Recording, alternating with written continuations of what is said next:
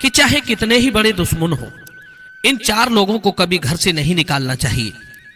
दर्शक बंधु, आज मैं आपको सुनाने जा रहा हूं एक नाग और बुढ़िया की कहानी। ये कहानी अगर आपने ध्यान से सुन ली तो भविष्य में ऐसी गलतियां करने से बच जाओगे जिनको करने से मनुष्य बहुत बड़े पाप का भागी बनता है। साथ ही साथ ये भी बताऊंगा कि मनुष्य गरीबी में कौन सी गलतियां कर देता है जिनकी वजह से वो हमेशा गरीबी के खूंटे से बंधा रहता है। तो मित्रों, ये अनमोल जानकारी आपको इस कहानी के माध्यम से मिल जाएगी।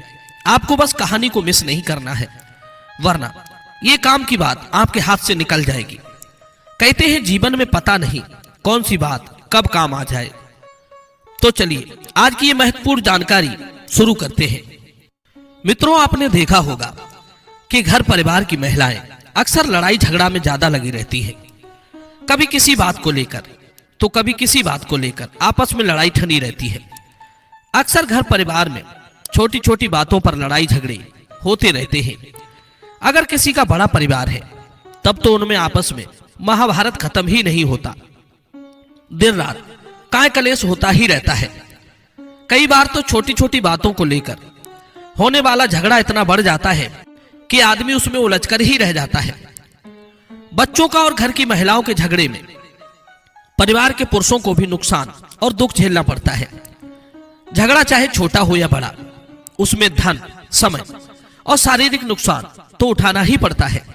क्योंकि दोस्तों, कहते हैं जिस घर परिवार की महिलाएं आपस में लड़ती हैं, कलह करती हैं, तो उस घर की सुख शांति हमेशा के लिए खत्म हो जाती है। अर्थात उस घर में उन्नति रुक जाती है। उस घर में कभी बरकत नहीं होती। जीवन में अनेक समस्याएं आ जाती हैं। तो चलिए मित्रों, वीडियो में आगे आपको बताएंगे कि मनुष्य गरीबी के खूंटे से क्यों बंधा रहता है। मित्रों, बहुत समय पहले की बात है। किसी गांव में एक बुढ़िया रहा करती थी। उसके दो बेटा थे। पति उसका खत्म हो चुका था, केवल दो ही बेटा थे। इस तरह से उनके परिवार में 3 सदस्य थे। जमीन भी उनके पास ज्यादा नहीं थी। उसी जमीन में बुढ़िया अपने बेटों के साथ मिलकर काम किया करती थी। उसके जो 2 बेटा थे वे बहुत ही मेहनती थे। उन 3 प्राणियों की उसी थोड़ी सी जमीन से गुजर चल रही थी। धीरे धीरे समय गुजरा। बेटे जब जवान हो गए, विवाह के लायक हुए, तो बुढ़िया ने अपने दोनों बेटों का विवाह कर लिया। 2 बहुएं घर में आ गई। कुछ दिन तक तो सब कुछ ठीक ठाक चलता रहा। आपस में काफी प्रेम था। सभी लोग मिलजुल कर रहते थे। लेकिन जैसे जैसे समय बीतता गया, दोनों बहुओं में आपस में झगड़ा होना शुरू हो गया। कभी किसी बात को लेकर तो कभी किसी बात को लेकर। बड़ी बहू छोटी बहू से कहने लगती कि तुम ऐसा करती हो, वैसा करती हो, तूने हमारे साथ ये कर दिया, वो कर दिया। इन्हीं बातों को लेकर के बड़ी बहू भी छोटी बहू से उल्टा सीधा कहती रहती थी और लड़ाई लड़ती रहती थी। और किसी दिन छोटी बहू का जब मौका लग जाता तो वो बड़ी बहू से लड़ बैठती थी और कहती थी कि तूने घर का ये काम नहीं किया, वो काम नहीं किया। कभी कहती कि तू अपने हिस्से का काम कर, मैं अपने हिस्से का करूंगी। कभी कहती कि तू आराम से पड़ी रहती है और मैं पूरे दिन काम में लगी रहती हूं। इसी बात को लेकर के छोटी वाली बहू बड़ी बहू से लड़ने लगती थी। अब तो उनका रोज का यही काम बन गया। वे किसी न किसी बात को लेकर आपस में लड़ती झगड़ती रहती थी। अब तो बूढ़ी माँ भी बहुओं के झगड़े को देख देख कर बहुत परेशान रहने लगी। सोचने लगी कि हमारे बेटों की जो बहुएं हैं वे बहुत ही लड़ती हैं। उसने ये बात अपने बेटों से कही। बेटों ने उन्हें समझाया, लेकिन उन पर कोई फर्क नहीं पड़ा। एक दिन उस बुढ़िया ने विचार किया कि जब हम 3 लोग घर में थे तो थोड़ी सी जमीन से हमारा गुजारा चल रहा था, और हमें लगता है कि अब हम 5 लोग हो गए हैं, इसीलिए हमारे घर का खर्चा पूरा नहीं हो पा रहा है। शायद है इसीलिए लड़ाई होती हो। तो बुढ़िया ने अपने दोनों बेटों से कहा कि तुम दोनों परदेश चले जाओ और कहीं नौकरी ढूंढ लो और पैसा कमा करके धन लाओ, तब ये लड़ाई खत्म हो जाएगी। क्योंकि जब घर में पैसा आ जाएगा, जरूरतें पूरी होने लगेगी, तो आपस में लड़ना ये बंद कर देंगी।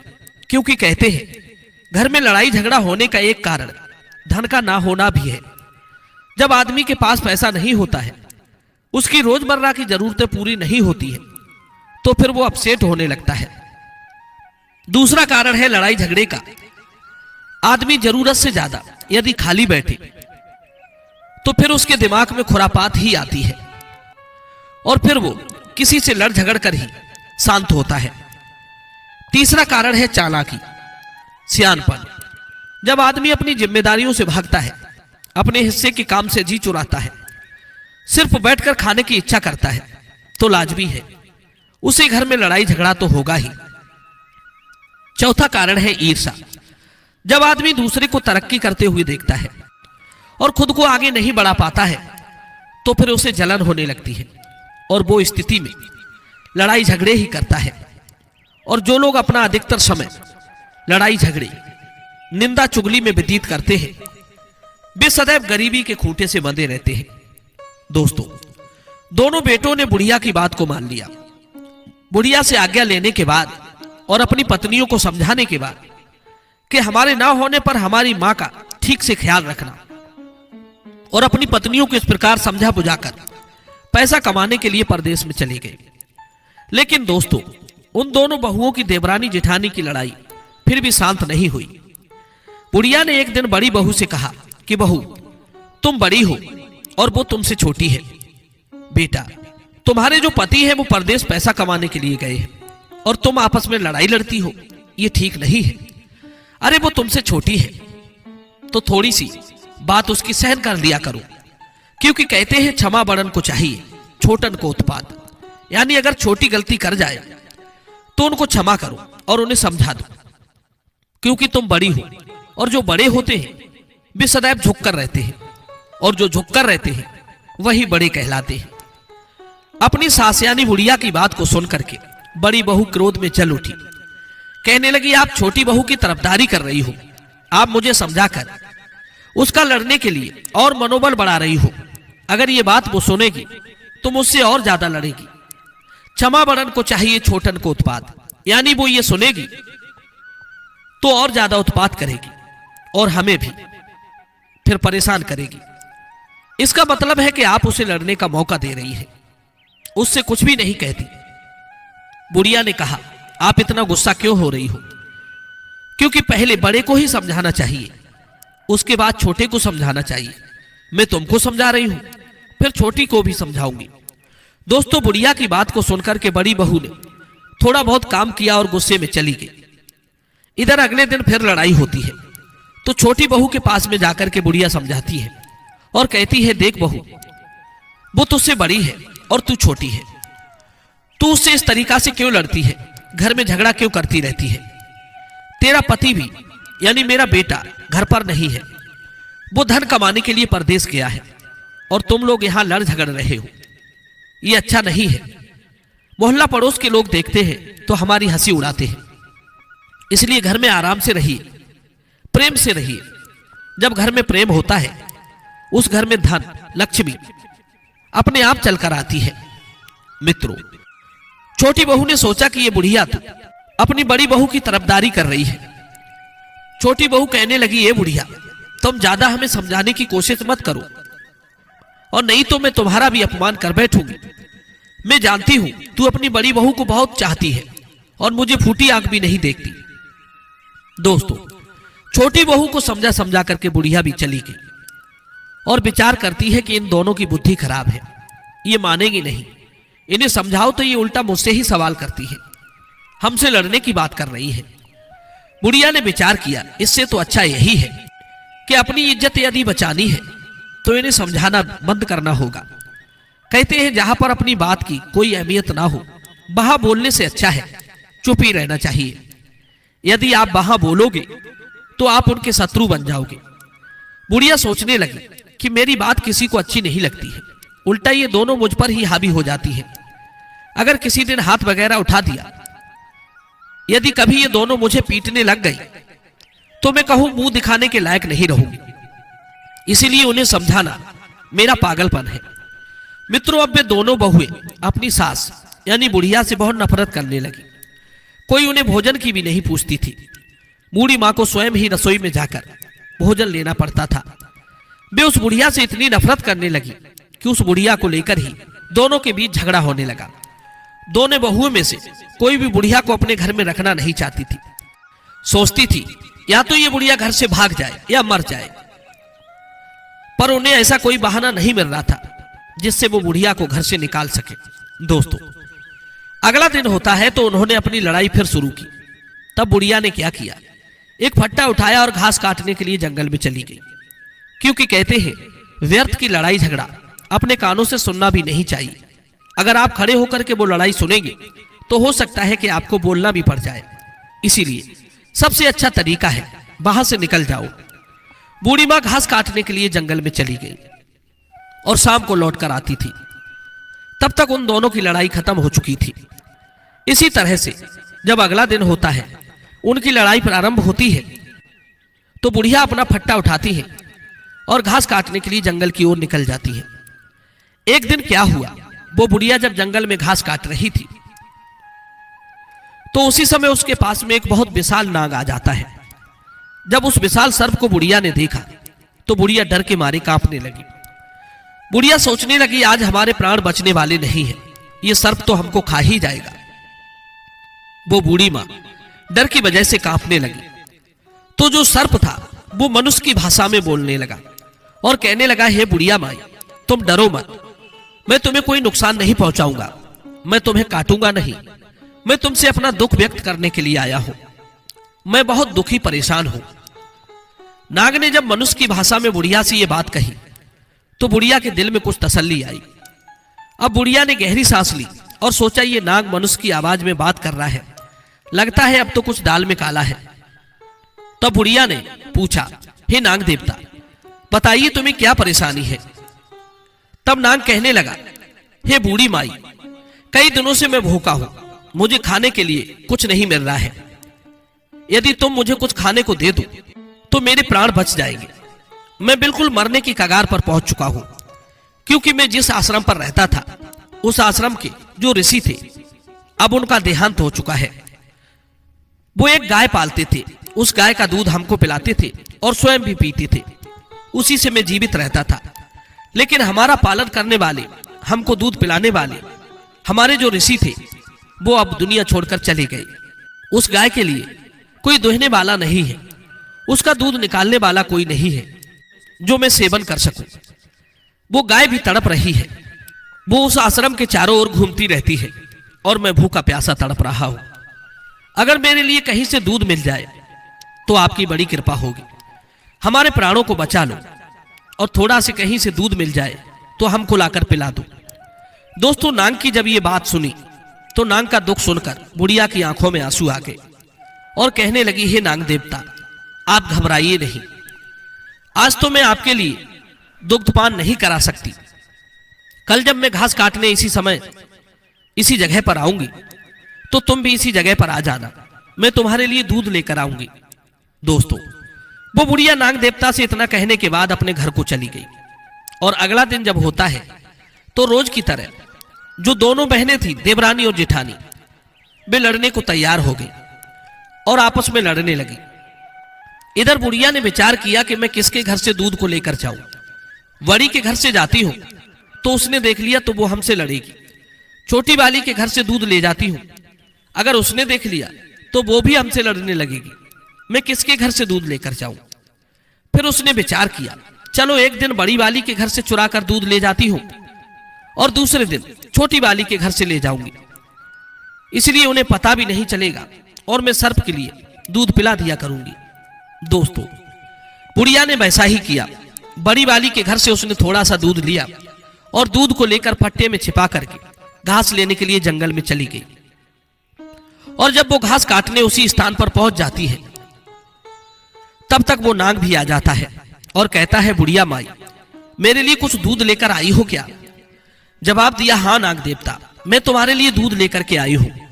दोस्तों, उस बुढ़िया ने तुरंत वो दूध नाग के आगे रख दिया।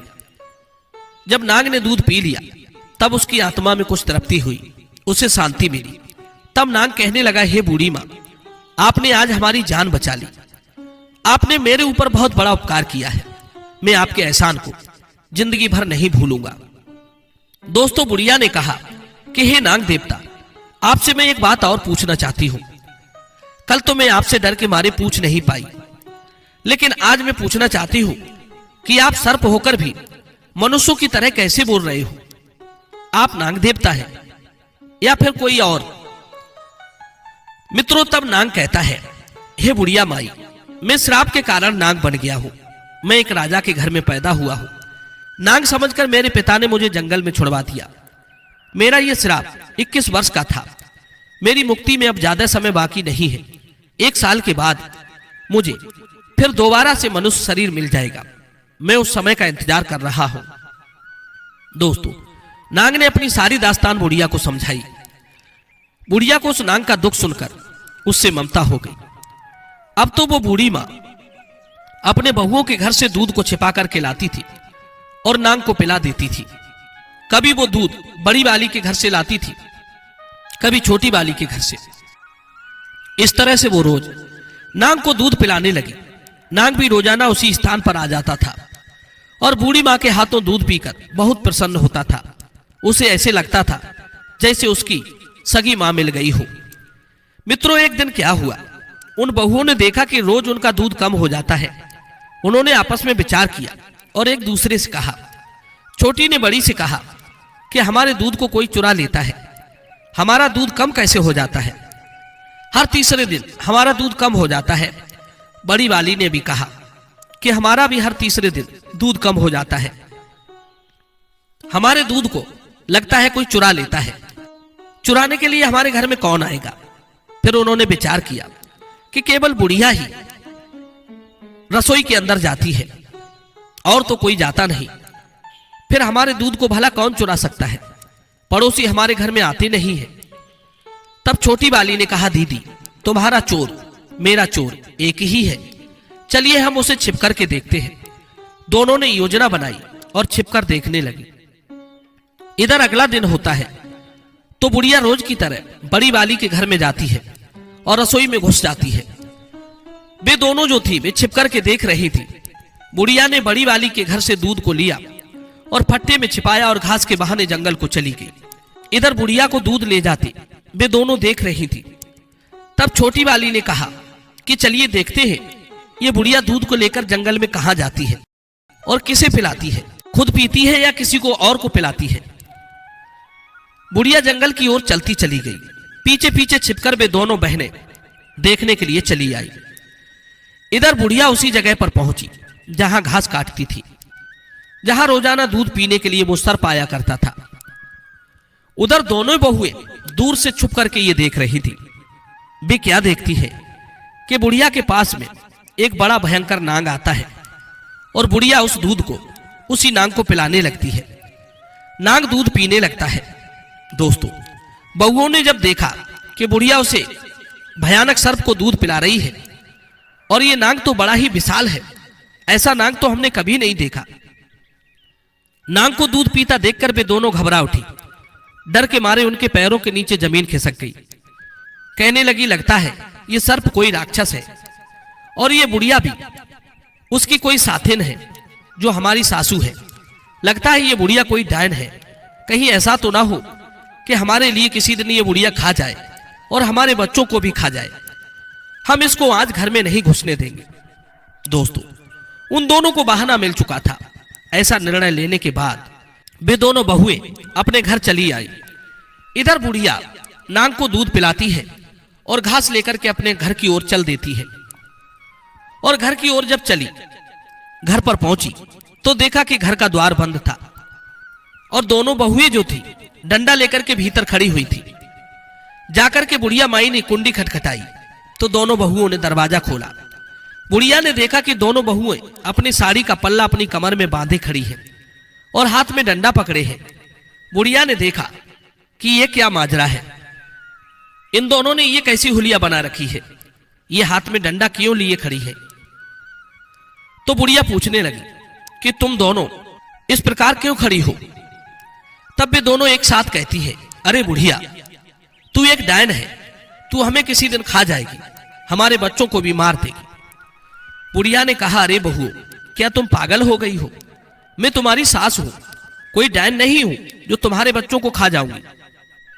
अरे तुम्हारे बच्चे तो हमारे पोता पोती हैं, जो हमारे बेटों से भी प्यारे हैं, और तुम कैसी बातें कर रही हो। तब वे दोनों बहुएं कहती हैं, अरे बुढ़िया, हमें पागल मत बना, हमने तुझे देख लिया है। तू एक महाभयंकर सर्प को दूध पिलाती है, हमारे घर से चोरी करके दूध ले जाती है और उस नांग को पिला आती है। वो सर्प कोई राक्षस है और तू उसके साथ में कोई चुड़ैल या डायन है, और हम तेरा विश्वास बिल्कुल नहीं करेंगे। आज के बाद तुम्हारे लिए इस घर में कोई जगह नहीं है, तुम्हें इस घर में हम घुसने नहीं देंगे, और ज्यादा जबरदस्ती की तो यहां से फिर जिंदा बचकर नहीं जाओगी। इसलिए अच्छाई इसी में है कि तू यहां से सीधे वापस चली जा।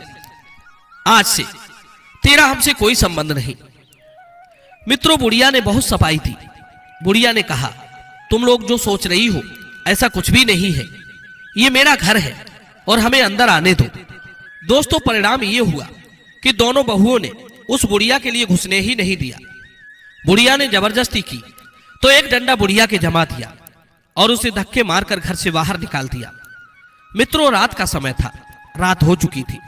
अब बुढ़िया रोने लगी, कहने लगी, हे बहुओं, मैं इतनी रात को कहां जाऊंगी। तब बहुओं ने कहा, कहीं भी जाकर मरो, हमें तुमसे कोई मतलब नहीं। और इतना कहने के बाद उन दोनों ने दरवाजा बंद कर लिया। दोस्तों, बुढ़िया रोती रही।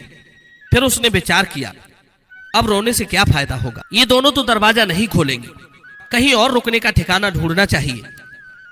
अब तो वो बुढ़िया रोती हुई रात्रि में उसी जगह पर जाती है जहां घास काटती थी और उसी नांग का इंतजार करने लगी। लेकिन रात में नांग नहीं आया, क्योंकि उसका समय था, वो दिन में ही आता था। जिस जगह पर नांग को दूध पिलाती थी उसी जगह पर एक बरगद का विशालकाय पेड़ था, और उसी बरगद के पास में बुढ़िया लेट जाती है।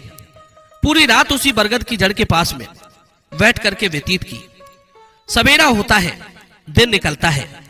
रोज की तरह समय अनुसार नाग वहीं पर आता है, और जब नाग वहां आ जाता है तो बूढ़ी माँ उसे नजर नहीं आती है। नाग इधर उधर देखता है तो नाग की नजर पहुंच जाती है कि बरगद के पेड़ की जड़ के पास में वो बुढ़िया बैठी रो रही थी। नाग फौरन वहां जाता है और कहता है, हे बूढ़ी माँ, तुम्हें क्या हुआ, क्या परेशानी है, तुम क्यों रो रही हो। मित्रों, तब बुढ़िया रोते हुए कहती है, हे नाग देवता, हमारी बहुओं ने हमें घर से बाहर निकाल दिया। मैं तुम्हारे लिए दूध पिलाने के लिए लाया करती थी। मैं वो दूध अपनी बहुओं से छिपा करके लाती थी, लेकिन बहुओं को हमारे बारे में पता चल गया और तुम्हारे बारे में भी पता चल गया। वो कहती है कि मैं चुड़ैल हूं, डायन हूं, तुम एक मायावी नाग हो।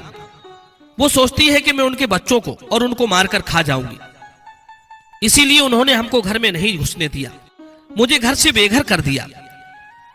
हमारे बच्चे घर पर नहीं हैं, दोनों बेटा परदेश में नौकरी करने गए हैं। अब मैं क्या करूं, कहां जाऊं। दोस्तों, नाग के लिए बुढ़िया ने सारी बात बताई।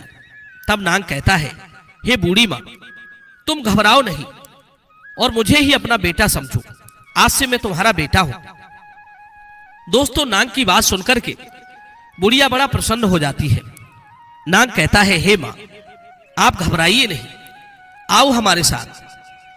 मित्रों, उसके बाद नाग बूढ़ी मां को घने जंगल में बुलाकर ले जाता है। आगे आगे नाग चलता है और पीछे पीछे बुढ़िया। एक भयानक जंगल में जाकर नाग बुढ़िया को ले जाता है और एक आश्रम दिखाई देता है। उसी आश्रम पर बुढ़िया को लेकर के नाग पहुंचा। बुढ़िया कहती है, बेटा, यह आश्रम किसका है, ये तो बड़ा ही रमणीक आश्रम है। तब नाग कहता है कि हे बुढ़िया माई, ये हमारे ऋषि का आश्रम है जो भगवान को प्यारे हो गए। उनका देहांत हो चुका है, यहीं पर मैं रहता था और वो इसी आश्रम पर हमें गाय का दूध पिलाती थी। लेकिन गाय भी यहीं कहीं घूम रही होगी, वो बेचारी तड़प रही है। अगर वो हमें देखेगी तो वो यहां जरूर आएगी। दोस्तों, थोड़ी देर के बाद में वो गाय भी वहां आ जाती है। गाय के थनों में दूध भरा हुआ था। तब नाग कहता है, हे बूढ़ी मां, इस गाय का दूध निकालिए और आप भी पीजिए, हमें भी पिलाइए। दोस्तों, वो बुढ़िया गाय का दूध निकालती है। उसके बाद उस नाग को दूध पिलाती है और स्वयं पीती है। नाग कहता है, हे मां, अब आप घबराइए नहीं, आप निश्चिंत होकर के इस आश्रम पर रहिए। ये गाय हमारे लिए दूध देगी और यहां ऋषि की एक कृपा है। ऋषि एक अपनी कृपा छोड़ करके यहां चले गए हैं। ऋषि कृपा से यहाँ अन्नपूर्णा का वास रहता है। यहाँ पर रहने वाले को किसी चीज की कोई कमी महसूस नहीं होती। खाने पीने की हर चीज यहाँ उपलब्ध होती है। आप कुछ भी खाइए, कुछ भी बनाइए। मित्रों, ये सुनकर के बुढ़िया और भी ज्यादा खुश हो जाती है और फिर अपने बेटा नांग के साथ में वो बुढ़िया वही आराम से रहने लगती है। नांग बाहर घूमने के लिए रोज चला जाता था और शाम को लौट करके आता था और बुढ़िया और वो गाय वहीं पर आराम से रहती थी। गाय रोज घास चरने के लिए जाती थी और शाम को वो भी लौट आती थी। शाम के समय में तीनों साथ बैठकर के भोजन करती थी और बड़े प्रेम के साथ वे आश्रम पर रहते थे। मित्रों, एक दिन क्या हुआ कि जो नांग था रोज की तरह जब वो घूमने के लिए गया लेकिन शाम को लौटकर नहीं आया, तब बुढ़िया को बड़ी चिंता हुई क्योंकि वे तीनों साथ बैठकर भोजन किया करते थे। शाम को गाय तो आ गई लेकिन नांग नहीं आया। बुढ़िया इंतजार करने लगी कि हमारा बेटा नांग, इतना अंधेरा हो गया फिर भी लौटकर नहीं आया। मित्रों, बुढ़िया रात भर अपने बेटा नांग का इंतजार करती रही। उसने कुछ भी नहीं खाया, पूरी रात भूखी रही, लेकिन फिर भी वो नांग लौटकर नहीं आया। अगला दिन होता है तो स्वयं बुढ़िया नांग को ढूंढने के लिए जंगल की ओर चल देती है। बूढ़ी मां नांग को ढूंढते ढूंढते जंगल में निकल गई। जंगल में उसने देखा कि वही उसका बेटा नांग एक पेड़ जमीन पर गिरा पड़ा था और वो नांग उसी पेड़ की टहनियों में दबा हुआ था। नांग को टहनियों के नीचे दबा हुआ देखकर बुढ़िया व्याकुल हो जाती है और गाय की सहायता से टहनियों के लिए हटाती है। फिर उस नांग के लिए उन टहनियों के बीच से निकालती है। दोस्तों, वो नांग बुरी तरह से चोटिल और घायल हो चुका था। बुढ़िया पूछती है कि बेटा, ये सब कैसे हुआ? तब नांग अपनी पूरी कहानी सुनाता है कि हे मां, जब शाम को मैं आश्रम पर लौट रहा था तो बड़ी जोर की आंधी आ गई। आंधी के डर से मैं वृक्ष पर चढ़ गया, लेकिन आंधी के वेग से वो वृक्ष नीचे गिर गया और मैं उसके नीचे दब गया। मैंने निकलने की बहुत कोशिश की लेकिन मैं सफल ना हुआ। मैं सोचता रहा कि मेरी बूढ़ी मां इंतजार कर रही होगी, लेकिन मैं निकल नहीं पाया। मेरे चोट भी लग गई। तब बुढ़िया कहती है, बेटा तुम घबराओ नहीं, चलो मैं तुम्हारा इलाज कर देती हूं। मित्रों, इस प्रकार से बुढ़िया नांग को लेकर आश्रम पर आती है और कुछ जड़ी बूटियां पीस कर लाती है और उनका लेप बनाकर सर्प के चोटिल शरीर पर लगा देती है। धीरे धीरे रोज लेप लगाने से उस नांग की जख्म भरने लगा। लेप लगाते लगाते बुढ़िया ने नांग को बिल्कुल सही कर लिया। धीरे धीरे एक वर्ष बीत गया और उस नांग का भी श्राप खत्म हो चुका था। धीरे धीरे वो मनुष्य शरीर में बदल गया। अब तो वो एक बड़ा ही सुंदर राजकुमार बन गया। नांग को एक सुंदर रूपवान राजकुमार के रूप में देखकर बुढ़िया बहुत खुश हो जाती है और बार बार उसे पुचकारती है। बुढ़िया की खुशी का कोई ठिकाना नहीं रहा। तो भी कुछ दिन तक तो उस आश्रम पर रहते रहे। फिर बुढ़िया ने एक दिन कहा, बेटा चलिए अब तुम्हारे पिताजी के पास चलते हैं। बुढ़िया ने पूछा कि बेटा तुम रहने वाले कहाँ के हो? तुम्हारे पिताजी कैसे हैं?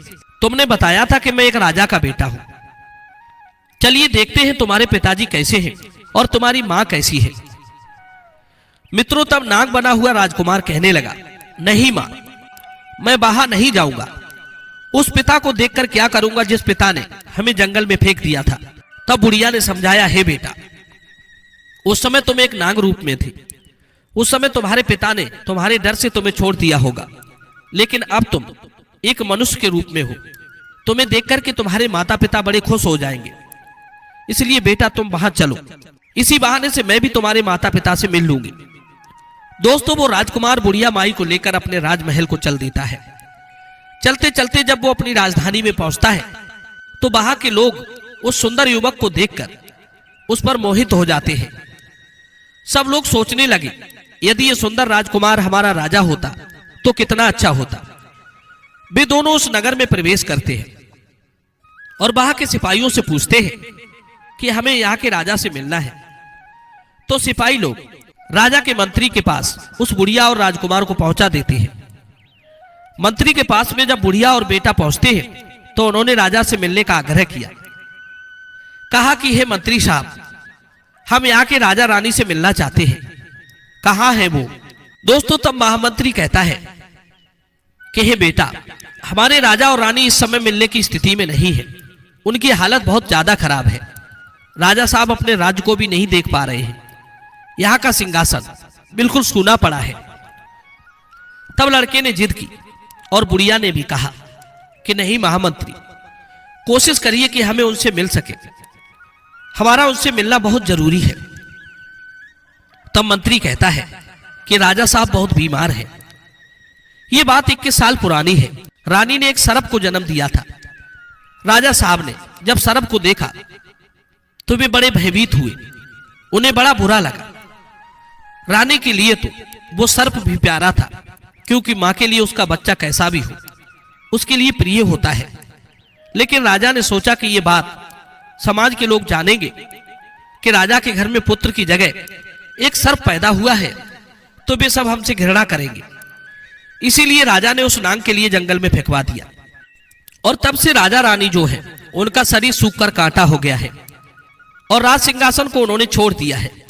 कभी सिंहासन पर विराजमान नहीं होते हैं और अपने महल में राजा रानी बुरी तरीके से मायूस अवस्था में पड़े रहते हैं।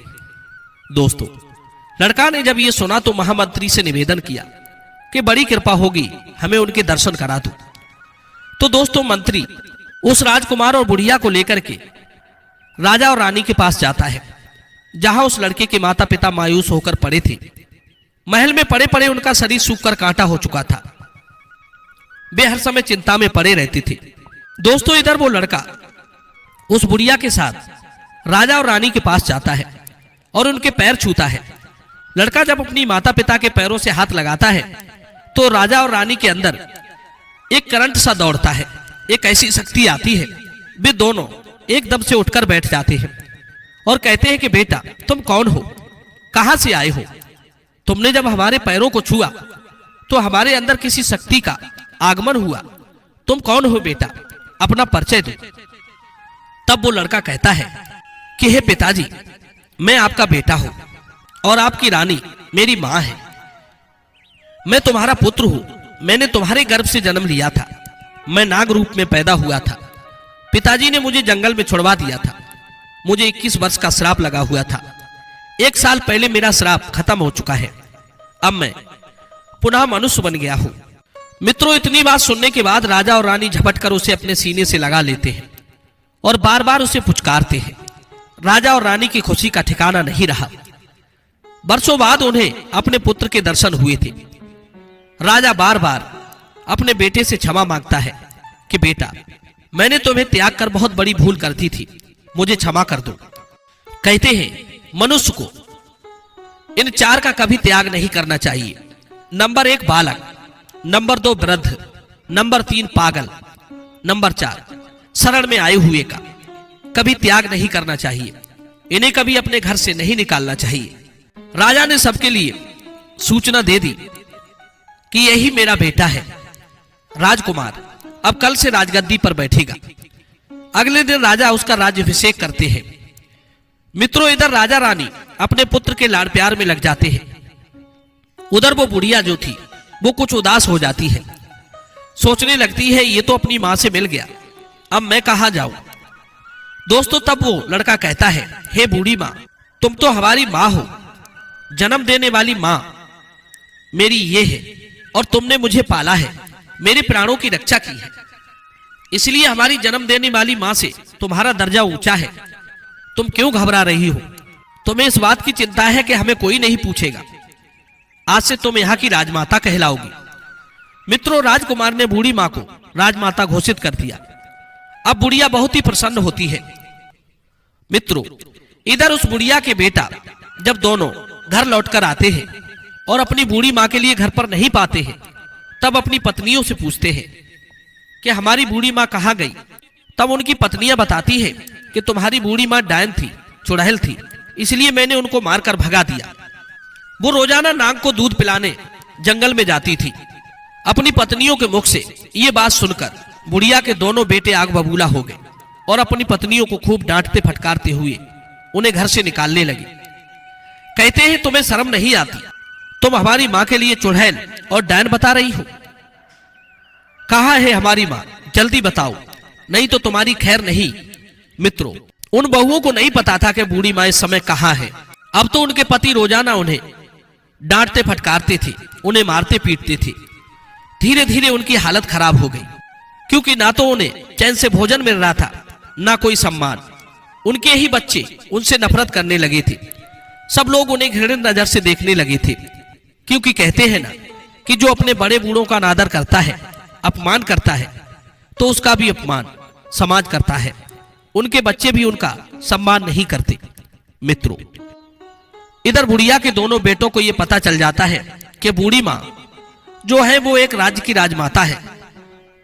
तो वे दोनों बेटा बड़े खुश होते हैं और सोचते हैं कि हमारी बूढ़ी माँ बड़े दयालु स्वभाव की थी, रोज भगवान की पूजा पाठ करती थी, इसीलिए भगवान ने कितना बड़ा पद दे दिया उन्हें। दोनों बेटे सुनकर के बड़ा खुश होते हैं और फिर वे राज दरबार में जाते हैं और राजा के माध्यम से अपनी बूढ़ी माँ राजमाता से मिलते हैं और राजमाता से कहते हैं कि हे माँ, अब तुम घर पर चलिए, हम तुम्हें बुलाने आए हैं। तब वो बूढ़ी माँ कहती है, बेटा मैं यहां रहकर बहुत खुश हूं, यहां भी हमारा एक बेटा है और तुम आराम से जाओ, मेरा आशीर्वाद तुम्हारे साथ है। अपनी पत्नी और बच्चों के साथ खुशी से रहो। दर्शक बंधुओं, अपनी माँ का आशीर्वाद लेकर वे दोनों भाई वहां से चले आते हैं। बूढ़ी माँ के बेटा और पोते तो अपने जीवन में बड़े खुश थे, लेकिन उन बहुओं के जीवन में दुख ही दुख आ चुका था। उन्हें उनके कर्म का फल मिल रहा था। दोस्तों, मित्रों, ये कहानी आपको सिखाती है, अक्सर उन महिलाओं के लिए शिक्षा देती है जो स्त्रियां अपने बड़े बूढ़ों से लड़ाई करती है, झगड़ती है, उनका अपमान करती है। उनकी औलाद उनका भी अपमान करती है। आगे चलकर के उनकी ही संतान उन्हें दुख देती है। और जो महिलाएं आपस में लड़ती झगड़ती रहती है, उनका भी बुरा हाल होता है, उन दोनों बहुओं की तरह।